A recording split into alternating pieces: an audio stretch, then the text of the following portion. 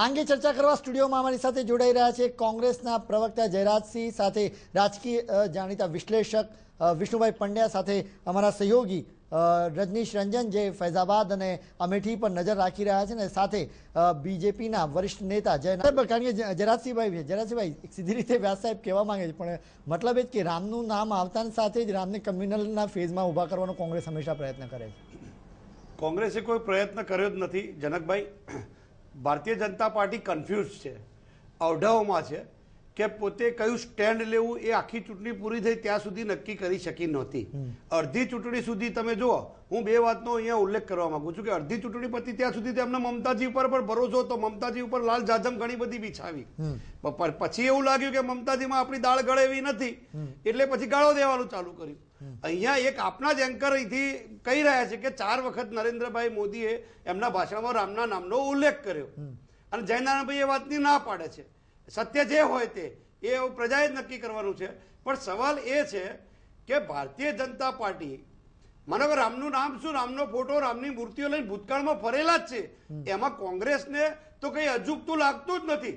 સવાલ એ છે કે જનતાએ નક્કી કરવાનું રહ્યું કે ખરેખર આ લોકો જેમ કાચિંડો રંગ બદલે છે એના કરતા પણ વધુ સારા રીતે રંગ બદલી શકે છે, એ વાત પ્રજાએ સમજવાની રહી. એમાં આપણે તો કોઈ જસ્ટિસની ભૂમિકામાં છીએ જ નહીં. સવાલ એ છે કે જે રીતે ભારતીય જનતા પાર્ટી મેં કહ્યું ને કન્ફ્યુઝ છે કે એમને જોયું કે વિકાસની વાત કરી, વિકાસની મોડેલ એ યુપી, બિહાર, પશ્ચિમ બંગાળ જેટલા ફેઝમાં હજુ જે બેઠકોની ચૂંટણીઓ બાકી છે ત્યાં વિકાસના નામે પોતાની દુકાન ચાલે એવી નથી, અથવા તો ત્યાં મત મળે એવો નથી, એટલે કદાચ રંગ બદલ્યો હોય અથવા તો એવું ના હોય તો પછી કન્ફ્યુઝ છે. આ બંને વાત સેમ લાગુ પડે જ છે. એટલે એમને અને ભારતીય જનતા પાર્ટીએ કઈ આ પહેલી વાર કર્યું છે એવું નથી. આ એમનો હિડન એજન્ડા છે, એ કાયમી હોય જ છે, એમાં કઈ મને તો નવાઈ જેવું પણ લાગતું નથી. સવાલ એ છે કે જે મતદારોએ સદભાવના કે નકલી સદભાવનાના નામે જેટલો ભરોસો મૂક્યો હોય તેમનો ભરોસો તૂટશે. બિલકુલ આપણે અમેઠી અંગે પણ વાત કરીશું. જયરાજસિંહભાઈ, સાહેબ જે મુદ્દો ઉઠાવી રહ્યા છે કે તમે ઇમામ બુખારીને મળો એ બિન સાંપ્રદાયિકતા, અને ભગવાન રામનું નામ જો બીજેપી દ્વારા લેવામાં આવે તો એ કમ્યુનલ, આ કોંગ્રેસનું ડબલ સ્ટાન્ડર્ડ છે. કોંગ્રેસનું ક્યાં ડબલ સ્ટાન્ડર્ડ આવ્યું? ઇમામ બુખારીએ અપીલ કરી, મતની અપીલ કરી, એ વખતે ભારતીય જનતા પાર્ટીએ આ રીતે જ બૂમબરાડા પાડ્યા હતા, અને પછી એ જ રાજનાથસિંહ મળવા પણ ગયા હતા. રાજનાથસિંહ ધર્મગુરુઓ, મુસ્લિમ ધર્મગુરુઓ નથી મળ્યા. જયનારાયણભાઈ વ્યાસ આપના સ્ક્રીન પરથી ના પાડે, ગયા હતા કે નહોતા ગયા, આખા હિન્દુસ્તાને જોયા છે, આખા દેશે જોયા છે, તમામ મીડિયાની અંદર બતાવવામાં આવ્યું હતું. રાજનાથસિંહ ગયા હતા મૌલીઓ જોડે કે જે વિનંતી કરવી હતી, જેટલા પ્રયત્નો કરવાના તે તમામ લખનૌની અંદર કરેલા જ છે. એટલે ડબલ સ્ટાન્ડર્ડની વાત જ ક્યાં આવી? એટલે એ જે વાતો કરી રહ્યા છે, ભારતીય જનતા પાર્ટીએ એક નવી સ્ટાઇલ ચાલુ કરી છે કે જેટલા પોતાની ખામીઓ છે એ બધી કોંગ્રેસ ઉપર ઢોળવી. જેટલા મુદ્દા મોદી સાહેબ બોલે છે, મોદી સાહેબ જોડે મુદ્દા ક્યાં છે મને એક વાત સમજાવો. નરેન્દ્રભાઈએ આખા ભાષણની અંદર વડાપ્રધાનને શોભે એવી ક્યારેય ભાષા વાપરી છે ખરી?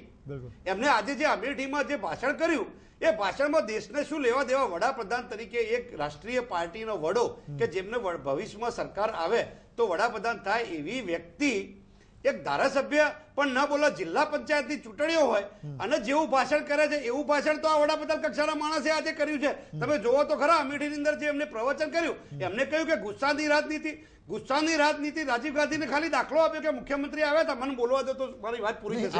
એટલે ગુસ્સાની રાજનીતિ એને કહેવાય કે સંજય જોશીની જે સીડી ઉતરાવી હતી સાહેબ, એને ગુસ્સાની રાજનીતિ કહેવાય કે એમાં પરિણામ આપ્યું હતું, ગુસ્સો કરી પરિણામ આપ્યું હતું. હરેન પંડ્યાને જે રીતે ટિકિટ નોટી ફાળવી અને દવાખાનામાં દાખલ થઈ ગયા હતા, એ ગુસ્સાની રાજનીતિ ગણી શકાય. જે રીતે કેશુભાઈ મુદ્દો ચર્ચા કરી રહ્યા છે, કારકિર્દી ધૂળ કરી નાખી છે, એને ગુસ્સાની રાજનીતિ કહેવાય. આપને હું રોકી જયરાજસિંહભાઈ, કારણ કે અમેઠીના મુદ્દાની ચર્ચા નથી કરી રહ્યા આપણે. ગુસ્સાની વાત કરી, આપણે જે ગુસ્સાની વાત કરી, હું અત્યારે વાત કરી રહ્યો છું રામ મંદિરના મુદ્દાની, કારણ કે અમેઠીનો મુદ્દો આપણે અત્યારે હું રામ મંદિર અંગેનો, કારણ કે સવાલ કમ્યુનલિઝમનો છે, કારણ કે જે સવાલ મેં પૂછ્યો એ અંગે આપ જો જવાબ આપવા માંગતા હો તો, કારણ કે પછી પંડ્યા સાહેબને હું પૂછી રહ્યો છું.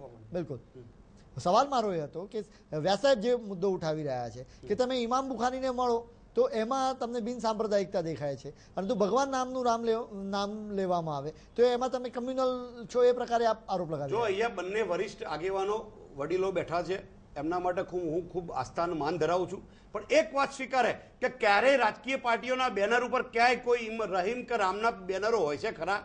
આમાં અમારો રામની સામે શાના માટે વિરોધ હોઈ શકે? પણ આ દેશનું બંધારણ જ સેક્યુલરિઝમ પર છે.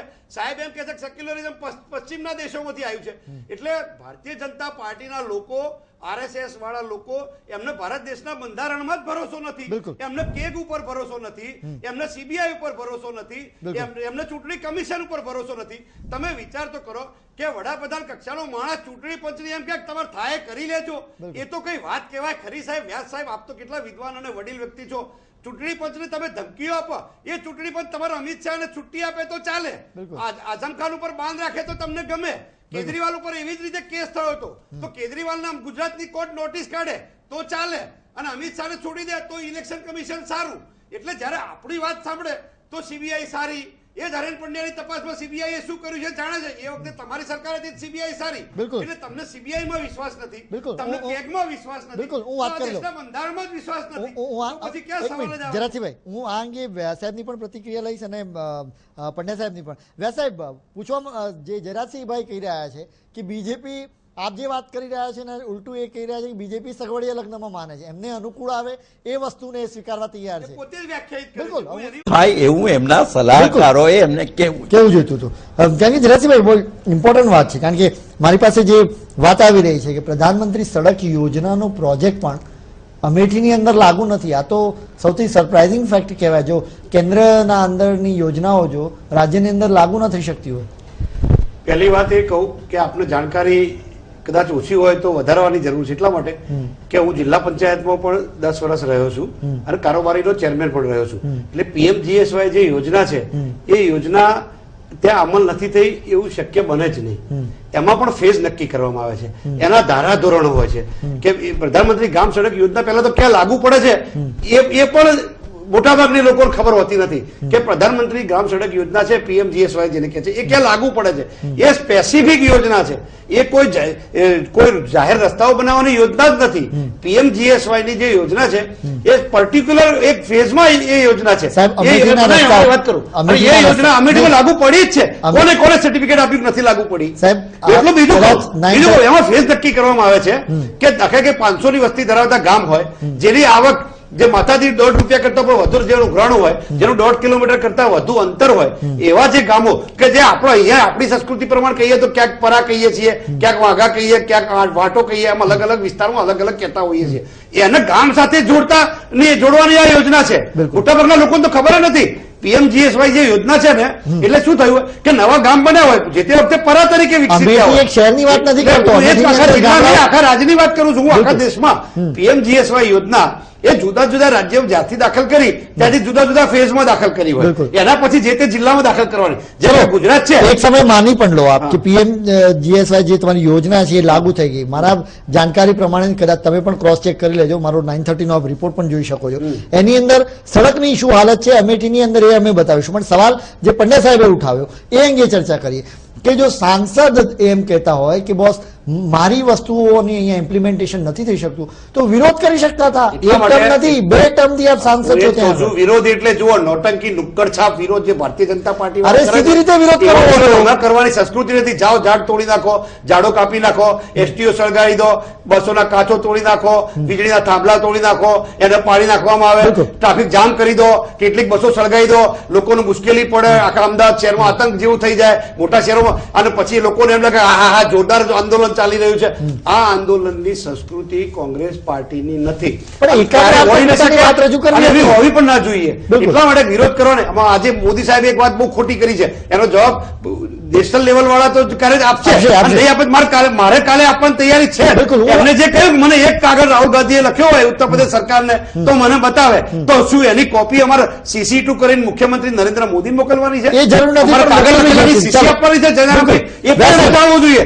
એટલે ખાલી ગપ્પા મારવાથી, ભાષણ કરવાથી સમજતા હોય છે. આપને સમય રાહુલ ગાંધી કાગળ લખે તો નરેન્દ્રભાઈ કોપી આપે, સમજી ગયો. પછી એમને કેવી રીતે નક્કી કર્યું? અથવા સપનું આવી ગયું? કોઈ સારા જ્યોતિષ છે કે એમને ખબર પડી કે સમયના અભાવે મારે ચર્ચા નહીં રોકવી પડશે. જરાથી આ મુદ્દે આપણે કાલે પણ ચર્ચા કરી શકીએ છીએ.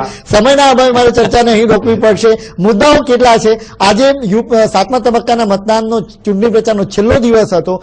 ચૂંટણી પ્રચાર પૂરો થઈ ગયો છે. 7 તારીખે 7મા તબક્કાનું મતદાન છે. એ દિવસે જોવું રહ્યું કે અમેઠીના લોકોની રાય કયા પક્ષ તરફ જાય છે, કોંગ્રેસ, આમ આદમી પાર્ટી કે બીજેપી તરફ. આ તમામ મહાનુભાવો અમારી સાથે જોડાયા, તમામનો આભાર.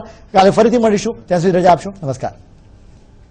कल्याण राज्य की कल्पना करनी है तो राम राज्य होना चाहिए.